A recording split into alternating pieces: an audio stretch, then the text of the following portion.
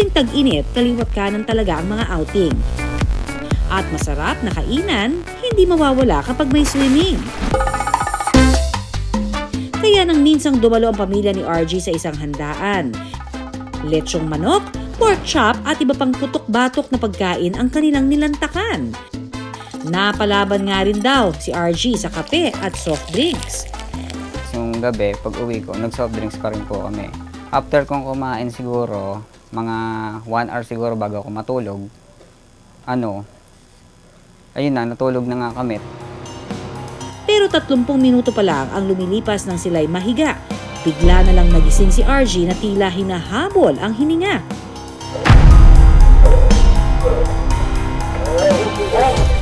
Agad ding napabangon ang kanyang misis. Sinubukan siyang gisingin ito at saka pinaupo. Pero nagpatuloy pa rin sa paghabol ng hininga si RG.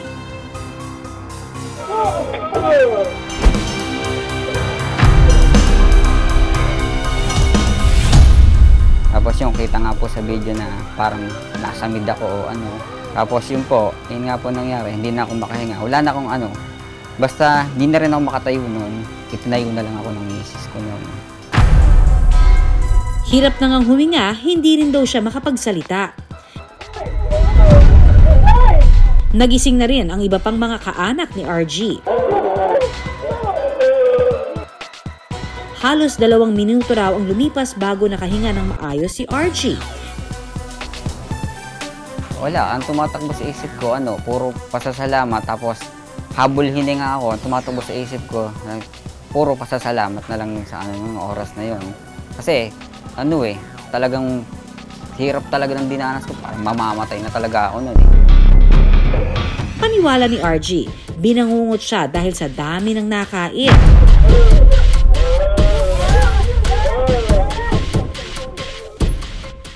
Madalas daw talaga siyang bangungutin lalo na kung pagod siya galing sa trabaho.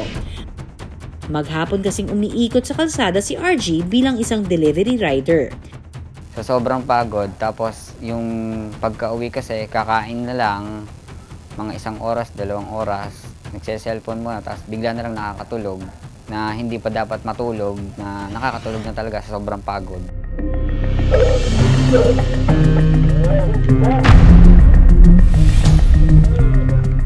Bangungot nga ba ang naranasan ni RG?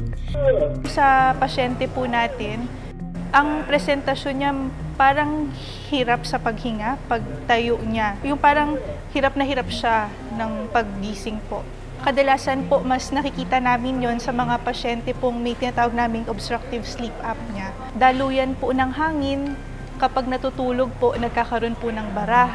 So, pag nababarahan po yun, hindi po nakakahinga ng maayos. So, ang resulta po niya, hinahabol niya yung paghinga niya paggising. Nang mahimasmasan si RG, agad daw silang pumunta sa ospital. Sumailalim daw siya sa pagsusuri gaya ng electrocardiogram o ECG. Ayon sa doktor na sumuri kay RG, normal naman daw ang resulta at posibleng heartburn daw ang kanyang naranasan. In-injectan ako para daw sa acid yun. Tapos yung pagkaturok po sa akin, sumakit na yung sikmura ko. Basta ubusin ko lang daw po yung gamot ko. 30 minutes siguro, nawala yung pananakit ng ko. Tapos napaisip ako, baka yun nga, siguro acid o yung tumaas na yung acid ko. Ilang linggo bago ang insidente, napansin na raw ni RG na madalas siyang dumidighay. Yung bago pa po mangyari to, kasi po, ang nararamdaman ko po kasi lagi sa dibdib ko, masakit yung bandang ilalim, minsan palipat-lipat dito. Pero kalimitan lagi sa dibdib. Hanggang tumatagal, tuloy-tuloy pagdighay ko, hindi naman ako kumakain. Ayon sa General Physician na si Doc Eric John Merioles, heartburn ang nararanasang burning sensation, di ba, o pananakit po sa dibdib na dulot ng acid reflux. Acid reflux naman po ang pag-akyat ng acid mula sa ating sikmura papunta sa ating esophagus.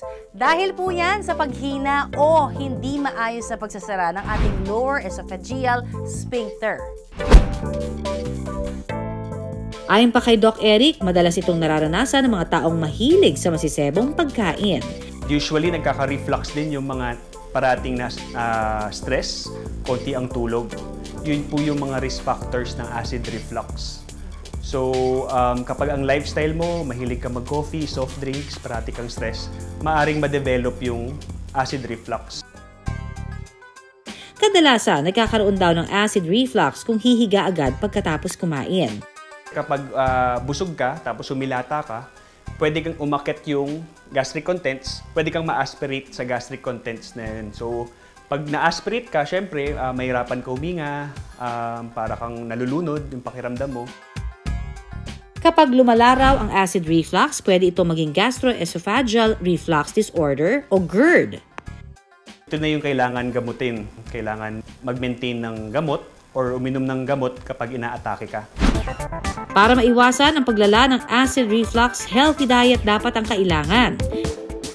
At syempre, kumonsulta rin sa mga doktor ng bayan para sa tamang reseta.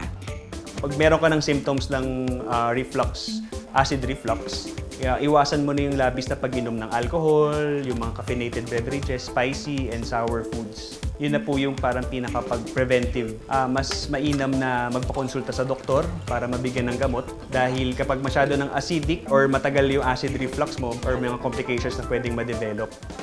Sa ngayon, unti-unti na raw binabago ni RG ang kanyang lifestyle. Umiiwas na siya sa mga masisebong pagkain at sinusubukan na rin ang healthy living. Binawasan ko yung kanin ko, tapos yung hindi na muna ako nagkakain ng puro gulay na lang po muna ngayon. Tapos yung manok, yun, baboy, iwas na muna ako ngayon. Hanggat hindi nagiging okay talaga yung pakiramdam. Bukod sa masusustansyang pagkain, sinabayan din ni RG ng pag-eehersisyo ang kanyang healthy lifestyle. At makalipas nga ang 1 taon na patuloy na pag-maintain ni RG ng kanyang magandang kalusugan, ang resulta, hindi na raw siya inaatake ng acid reflux. Ang kalusugan dapat pakaingatan. Sa unang senyales o sintomas pa lang, huwag nang nagtutulog-tulugan. Agad kumonsulta sa mga doktor ng bayan.